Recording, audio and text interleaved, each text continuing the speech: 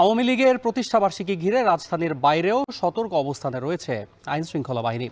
সকালে ফরিদপুরের বিভিন্ন সড়ক প্রদক্ষিণ করে মহড়া দেয় আইনশৃঙ্খলা বাহিনীর বিভিন্ন ইউনিট। আর এ নিয়ে আরও জানাতে ফরিদপুর থেকে যুক্ত হচ্ছেন সহকর্মী মফিজুর রহমান শিপন।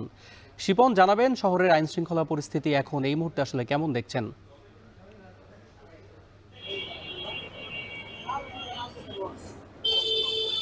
নয় আপনি জানেন যে কার্যক্রম নিষিদ্ধ আওয়ামী লীগের প্রতিষ্ঠাবার্ষিকী কেন্দ্র করে মূলত সারা দেশে প্রশাসন যেমন নড়বড়ে অবস্থা স্ট্রং অবস্থায় রয়েছে, ঠিক তেমনি নিয়োজিত বসিত ফরিদপুরে প্রশাসনও। এবং ফরিদপুরে কিন্তু জানেন যে দেশের 6টি জেলায় সেনা মোতায়েন হয়েছে, তার মধ্যে ফরিদপুরে রয়েছে। ফরিদপুরের গতকালকে সন্ধ্যার মধ্যেই কিন্তু ফরিদপুরের সেনাবাহিনীর একটি ব্যাটালিয়ন এসে পৌঁছেছে।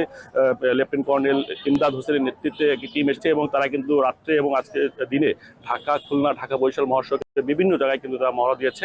আপনাকে জানিয়ে রাখি যে এই কর্মসূচি যাতে বিশৃঙ্খলা সৃষ্টি না হয় সেই কারণে কিন্তু বিএনপির পক্ষ থেকে, অর্থাৎ জাতীয়তাবাদ যুবদল, ছাত্রদল এবং স্বেচ্ছাসেবক দলের পক্ষ থেকেও কিন্তু সকালে মোটরসাইকেলের মহড়া দেওয়া হয়েছে। শহরের গুরুত্বপূর্ণ স্থানগুলোতে যুবদল শহরে মিছিল করেছে, আমরা কিন্তু এটা দেখেছি।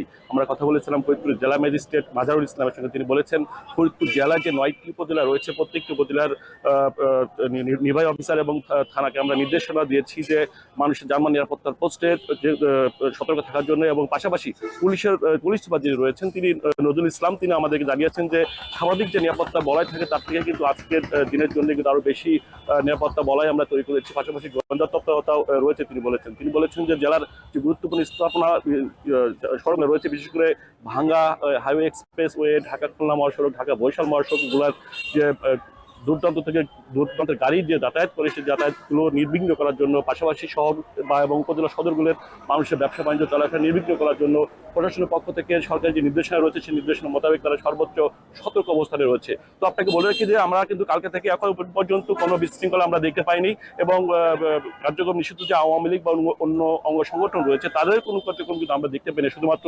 গতকালকে রাত্রে ছাত্রলীগ অর্থাৎ নিষিদ্ধ ছাত্রলীগের একটি কর্মসূচি ছিল, যেটি তারা সামাজিক যোগাযোগ মাধ্যমে ছড়িয়ে দিয়েছিল এবং এই কর্মকাণ্ডটুকু বাদে আর কোনো কর্মকাণ্ড কিন্তু আমরা লক্ষ্য করতে পারিনি। তো আপনাকে বলে রাখতে চাই যে ফরিদপুরের সার্বিক পরিস্থিতি কিন্তু এখন পর্যন্ত স্বাভাবিক এবং সুন্দর রয়েছে, এমনটি আমাদের নিশ্চিত করেছেন জেলা ম্যাজিস্ট্রেট মাজারুল ইসলাম। তো এ ছিল ফরিদপুরের সর্বশেষ আইন শৃঙ্খলা পরিস্থিতির খবর। ফরিদপুর থেকে যুক্ত ছিলেন সহকর্মী মফিজুর রহমান শিপন।